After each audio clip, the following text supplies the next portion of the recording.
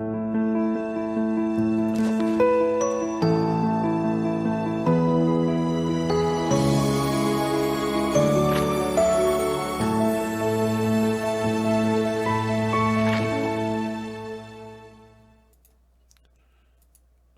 is Just in Case of American Newscape, joining our friend, Sarah Wisdom, bringing you Yuma County Library happenings. Sarah rejoins us to keep us in the know about our libraries. Hello, Sarah. Welcome back to American Newscape. Hi, thank you for having me again. It's always a pleasure. Pleasure to have you. Now, Sarah, what's happening at the libraries? Well, I want to mention a resource that we offer online.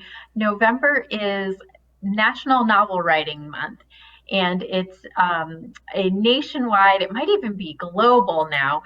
It's a campaign to just encourage writers to get their idea down, no matter if there's a plot hole, maybe you don't have the grammar correct or the punctuation correct. It's just the chance to push and get that idea on paper. So with that, we want to let people know about a resource that we have called Indie Author Project. So when you finish that manuscript and polish it up, there's a few different things you can do with it.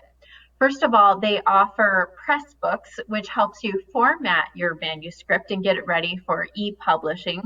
Second, you can actually submit your content, and what happens is it will be part of our library's collection. So your writing is actually reaching a wider audience. And what's really cool about that is they have people reading the manuscripts that are from Library Journal, Publishers Weekly. So you actually are getting an opportunity to have your work seen by the publishing community as well.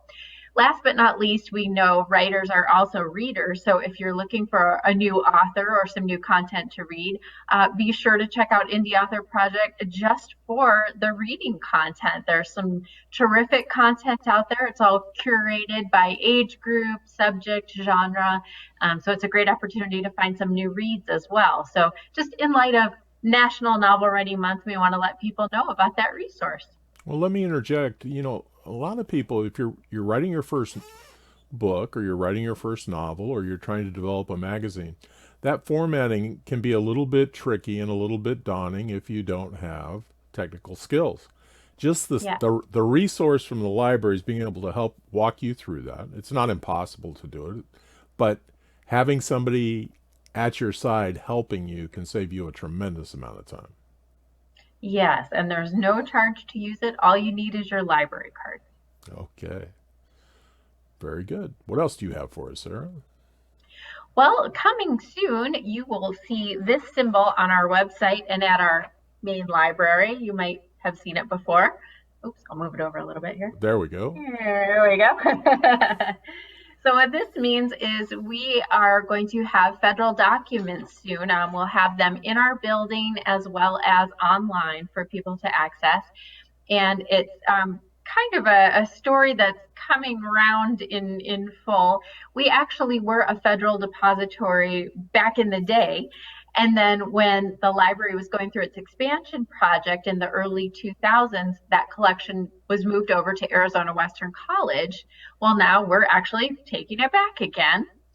So as you can imagine, a lot of resources are available online, and we will have a web page dedicated to that. But we also want to make sure that we have print resources available for people who may not have internet access or fast enough speed to download those documents. So our collection will be partially digital and partially physical.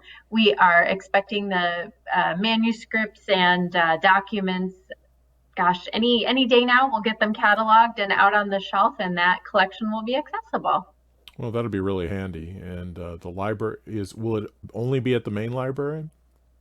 Yes, the print documents will be at the main library, and then we'll have a page on our website dedicated to that collection as well. Okay, very good. Yes, last but not least, I just want to remind everybody now that our libraries are open again with limited services, we will be closed on November 11th for Veterans Day. So all the libraries will be closed that Wednesday and will reopen on Thursday. Well, we talk about the libraries being reopened. That's been relatively smooth. The people are anxious to get back in there, I assume. Yes, very much. They're happy to be back in the buildings and be able to browse the collections again. Okay. Thank you, Sarah. This has been Justin Case and Sarah Wisdom sharing Yuma County Library happenings. Thanks for joining us. Remember, additional information and links are provided in this video's Read More.